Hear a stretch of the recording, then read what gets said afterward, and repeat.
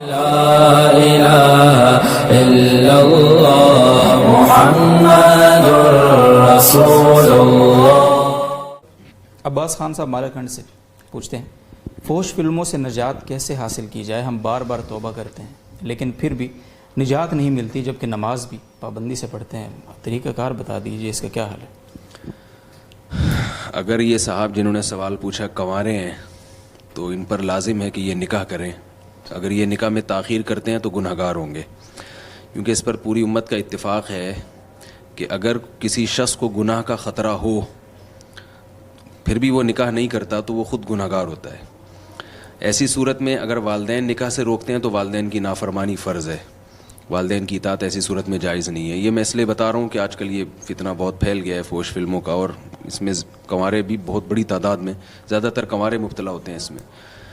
تو یہ سوچنا چاہیے کہ اگر آپ نے ابھی نکاح نہیں کیا اور اس میں تاخیر کی تو بعض دفعہ یہ گناہ اتنی جڑ پکڑ لیتا ہے کہ یہ پھر نکاح کے بعد بھی نہیں چھوٹتا ہے، یہ نکاح کے بعد بھی پھر یہ کام برائیوں میں مبتلا ہوتی ہے، یہ لت پڑ جاتی ہے۔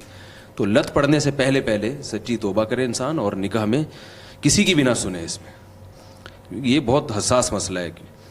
دوسری بات یہ کہ اگر یعنی اس کے علاوہ جو اور کیا ہے، بعض شادی شدہ لوگ اس میں مبتلا ہیں، تو گناہ کا جو اصل طریقہ ہے نا، یعنی ایسے گناہ جو آپ کی جس کی جسم کو لت پڑ جاتی ہے، اس کا اصل تو یہ ہے کہ کسی باقاعدہ شیخ سے اصلاحی تعلق قائم کیا جائے، کسی بزرگ سے، اور ان کو اپنی پوری صورتحال ان کو بتائی جائے، کیونکہ کوئی بھی دوا جیسے میڈیکل سائنس میں ایسی نہیں جو ہر آدمی کے لیے ایک ہی دوا ہو۔ جی، ڈاکٹر یہ چیک کرتا ہے اس کے لیے کون سی دوا ہے، اس کے لیے کون سی دوا، تو ہر آدمی کے مرض کی نوعیت مختلف ہوتی ہے۔ کسی شیخ سے اصلاحی تعلق ہوگا تو وہ بتائیں گے کہ بھائی آپ کا یہ گناہ ایسے چھوٹ سکتا ہے، آپ یہ کریں، اور وہ پھر اپنے شیخ کو بتاتا رہے کہ اب میں نے آپ کی ہدایت پر عمل کیا تو چھوٹ رہا ہے کہ نہیں چھوٹ رہا، وہ طریقہ کار پھر بدل دیں گے۔ اصول تو یہ جب تک ایسا نہیں ہوتا تو ایک جیسے ہے نا بخار میں ڈاکٹر کہتے ہیں بھائی 2 پیناڈول کی گولی تو کھلا دو، بعد میں ہم دیکھیں گے ہوا کیا ہے، تو میں 2 پیناڈول کی گولیاں بھی دے دیتا ہوں، وہ شیخ سے اصلاحی تعلق قائم کریں، اصل تو وہ ہے۔ لیکن 2 پیناڈول کی جو گولیاں ہیں وہ یہ ہیں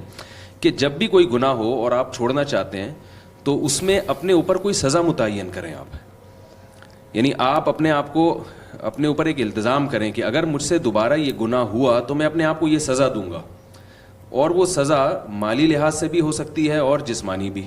جسمانی سزا میں سب سے بہترین سزا ہے روزہ۔ تو جو لوگ ان چیزوں کے عادی ہیں وہ اس بات کا التزام کریں کہ ہم نے اگر دوبارہ یہ فحش فلمیں دیکھی تو میں توبہ تو کرنی ہے اللہ سے گڑ گڑا، ساتھ میں اپنے اوپر میں التزام کرتا ہوں کہ میں اتنے روزے رکھوں گا بطور سزا کے۔ کتنے روزے ہیں اس کا مدار اس پر ہے کہ آپ کو گناہ کی لت کتنی پڑ گئی ہے، کتنی عادت پڑ گئی ہے۔ تو علماء نے ایک اصول بیان کیا ہے کہ اتنی سخت سزا بھی نہ ہو کہ وہ گناہ چھوڑنا آسان ہو اور وہ سزا جو ہے نا اس کا اپنے اوپر نافذ کرنا وہ اور مشکل ہو جائے۔ تو اتنا اگر حوصلہ ہوتا تو گناہ ہی نہ چھوڑ دیتا پھر ایسا آدمی۔ تو سزا بہت سخت بھی نہیں ہونی چاہیے کہ وہ سزا اپنے اوپر نافذ کرنا ہی آپ کے لیے بہت مشکل بن گیا، اور سزا اتنی ہلکی بھی نہیں ہونی چاہیے کہ آپ کو کوئی سزا ہی نہ ہو، یعنی اس کو آپ سزا کا احساس ہی نکل جائے آدمی کا، یار یہ 5 روپے صدقہ کر دوں گا تو کوئی بات نہیں، روزانہ 5 روپے صدقہ کرتے رہو اور یہ دیکھتے رہو۔ تو سزا ایسی ہونی چاہیے، وہ ہر آدمی کے حالات مختلف ہوتے ہیں، تو آپ اپنے حالات کو خود سوچ کے اللہ سے توبہ بھی کریں، اور پھر یہ بھی کہیں کہ اگر دوبارہ مجھ سے گناہ ہوا تو میں اتنے روزے رکھوں گا اور کچھ اتنے پیسے میں صدقہ کروں گا، تاکہ تھوڑی سی نفس کی دھنائی ہو۔ جب نفس کو چانٹے پڑیں گے، تھپڑ پڑیں گے تو انشاءاللہ اس کو تھوڑی سی عقل آئے گی۔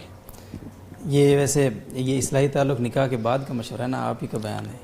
نہیں، نکاح سے پہلے اصلاحی تعلق قائم کریں، مگر شادی کرنے سے پہلے شیخ سے مشورہ نہ کریں۔ شادی کر کے بولیں شادی تو میں کروں گا، کیونکہ بعض دفعہ ایسا ہوتا ہے کہ بعض مشائخ نکاح سے روک دیتے ہیں کہ بھئی آپ ابھی سلوک کے منازل طے کریں۔ تو نکاح تو شریعت کا حکم ہے، وہ تو کسی شیخ سے نہیں پوچھنا آپ نے، وہ تو کرنا ہے۔ باقی یہ منازل طے کرنے کے لیے پھر شیخ صاحب انشاءاللہ آپ کو بتائیں گے۔ جی بہت شکریہ صاحب۔